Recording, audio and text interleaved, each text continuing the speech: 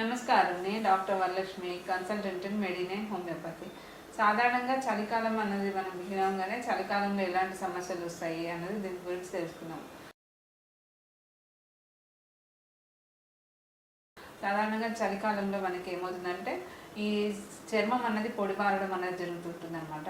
దీంతోపాటు మనకి జలుబు, జ్వరం ఇలాంటివి రావడము, తరచుగా తుమ్ముల్లా ఉంటాయి. అంటే ఎలర్జిక్ రైనైటిస్ ఉన్న వాళ్ళలో ఇలాగ కండిషన్స్ అనేది క్లియర్ అప్ అవడము, దీంతోపాటు పొద్దునొప్పి, ఇమ్యూనిటీ లెవెల్స్ తక్కువగా ఉండడము, దీంతోపాటు డీహైడ్రేషన్ ప్రాబ్లమ్స్ కూడా ఉంటాయి అన్నమాట. వాటర్ అనేది చాలా తక్కువగా తీసుకోవడం వల్ల స్కిన్ అనేది డ్రై అన్నది అవుతుంది. దీంతోపాటు కిడ్నీ సమస్యలు ఉన్న వాళ్ళలో కిడ్నీ స్టోన్స్ కానీ ఇలాంటి కండిషన్స్లో కూడా ఈ స్టోన్స్ ప్రాబ్లం అన్నది ఎక్కువగా అన్నది జరుగుతుంటుంది.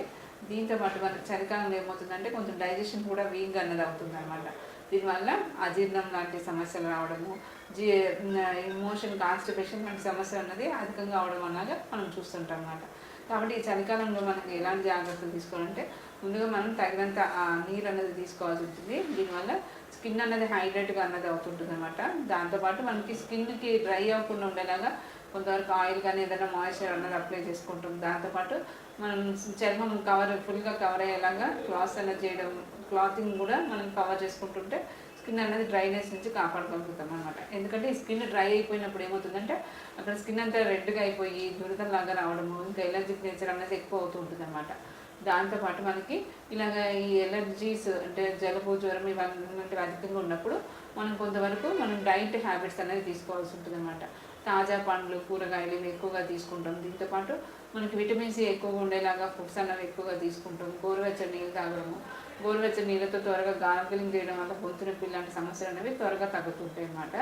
అదేవిధంగా మనకి అజీర్ణం కానీ డైజెషన్కి సంబంధించిన సమస్యలు ఇలాంటివి వచ్చినప్పుడు ఏమవుతుందంటే మనం శరీరంలో అన్నది ఉష్ణోగ్రత అన్నది పెంచుకునేలాగా, జీర్ణం అనేది త్వరగా అయ్యేలాగా మనం ఆహారంలో కొంతవరకు అల్లం కానీ, వెల్లుల్లి కానీ, మిరియాలు లాంటివి మనం ఫుడ్స్ అనేది యాడ్ చేసుకున్నట్టయితే జీర్ణశక్తి అనేది పెంపొందుతుంది అనమాట.